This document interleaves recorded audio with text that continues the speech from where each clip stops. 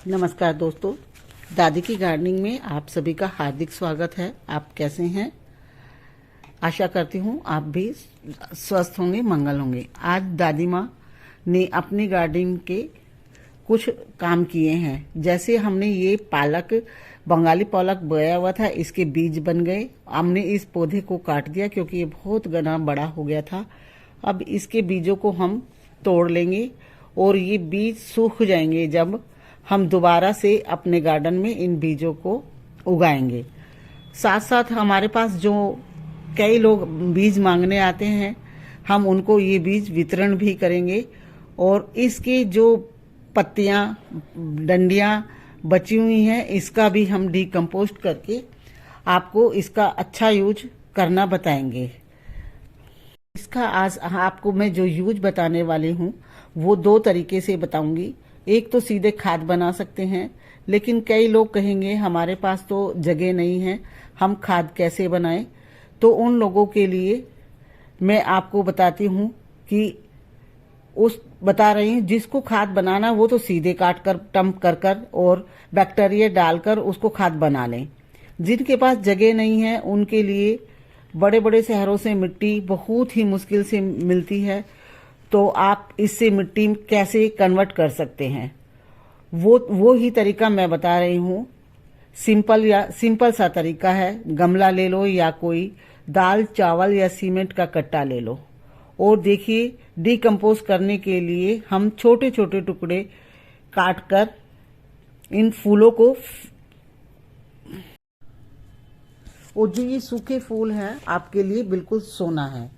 गुलदावरी के फूल खत्म हो रहे हैं, तो इनको हम क्या करते हैं, कट्टे में हमने इनको दबा दबा कर भर लिया और ये अच्छी तरह से दबाकर हमने भर लिया। ये मिट्टी की क्वालिटी को बढ़ाएगा, साथ साथ पौधों को न्यूट्रिशन भी देगा और मिट्टी में कई बीमारियां, फंगस नहीं होगी। जो हम ये अब भरने के बाद ये बाल्टी में मिट्टी जो हमने बना रखी है, वेल्ड्रन है, जिसमें कोकोपीट है, नीम खली है और वर्मी कंपोस्ट है, ये हमने ऊपर से दोस्तों इसको भर दिया।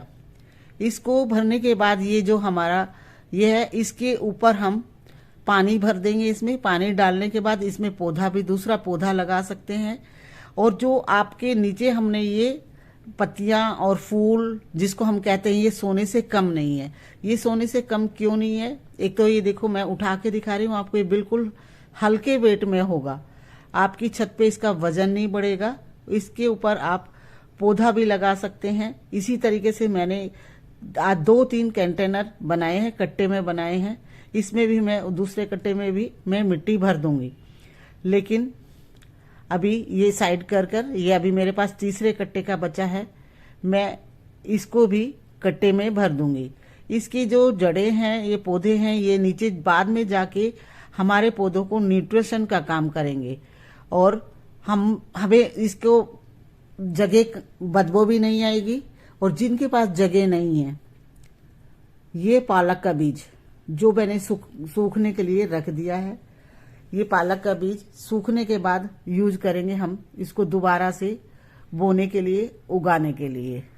दोस्तों, आपको ये पालक का बीज जिसको भी चाहिए, आप मेरे आसपास दिल्ली में रहने वाले लोग, मैं फ्री आपको ये बीज दूंगी, आप मुझसे ले सकते हैं।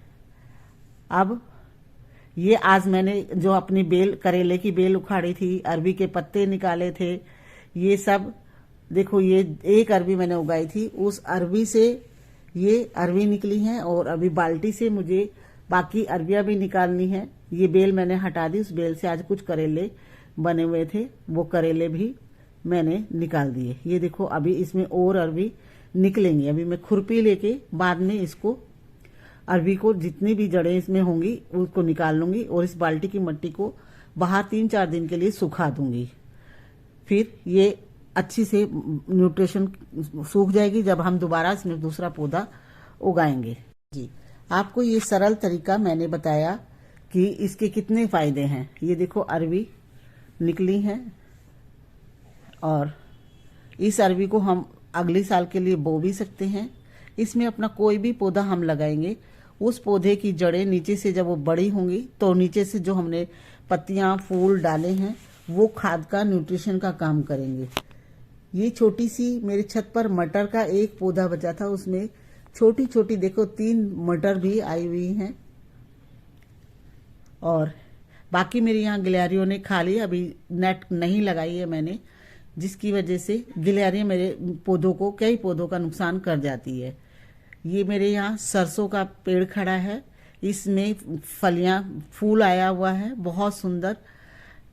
बसंत का मौसम है और पीले पीले सरसों के फूल लहला रहे हैं। इसी सरसों में कुछ तो हमने सब्जी बना के, हरी साग बना के काट के खा लिया। अब ये मैं इस कंटेनर में जो मैंने खाली करे हैं, ये मूली के बीज लेकर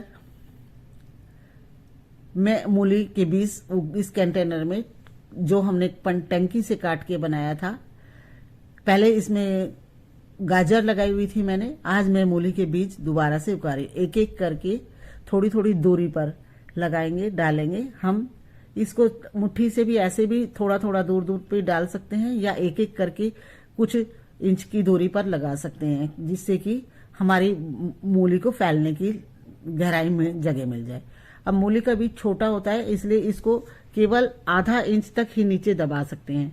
ये कंटेनर मैंने दूसरा, जो पिछली बार मेरी छत से मैंने जड़ वगैरह, फेल, पत्तियां, फूल काटे थे, वो मैंने नीचे, इसमें मिट्टी तैयार होगी, इसमें भी मैंने 4 मूली लगा दी हैं। ये मूली 60 दिन में तैयार हो जाती है और हमने अपनी छत पर 2-3 बार इस सर्दी के सीजन में मूली उगा ली है। ये मैं तीसरी बार आज मूली के बीज लगा रही हूँ मूली उगाने के लिए मेरी छत पर। ये देखो मूली के बीज इधर भी मैं इस कंटेनर में भी लगा दूंगी, जिसमें आज मैंने भरा है। ये आपके सामने जो मैंने थोड़ी देर पहले दिखाया था, इसमें मैंने मूली के बीज डाल दिए हैं। इस कट्टे में मैं 6 मूली के बीज डाल रही हूँ और जो अच्छी तरह से बनेंगे, जो जम जाएंगे, कुछ जम भी सकते हैं, कुछ एक आधी बार रह भी जाते हैं, इसलिए मैंने इसमें 6 बीज डाले हैं और थोड़ी थोड़ी मिट्टी इनके ऊपर बुरक दी है। अब पानी मैं इसमें दे दूंगी, फिर हमें 10-12 दिन तक इसमें पानी नहीं देना है। मूली ज़्यादा पानी नहीं मांगती है। ये मेरा साथ में धनिया का कंटेनर है, धनिया हमने इसका काट लिया। ये भी कंटेनर लगभग खाली होने वाला है, 2-4 पत्तियां ही धनिया की बची है। इसमें भी मैं 4 मूली डाल देती हूँ। ये मूली के बीज, इसमें भी मैंने मूली उगा दी है। दोस्तों, आपको मेरी गार्डनिंग कैसी लगी? मेरी गार्डनिंग में मेरे तरीके से आप अपने वेस्ट की वो बना सकते हैं। ये कंटेनर में भी मैंने थोड़ा थोड़ा बीज को दबा दिया है हल्के हल्के हाथों से, जिससे कि पानी देंगे तो हम वो बीज अपनी जगह से एक जगह इकट्ठा ना हो।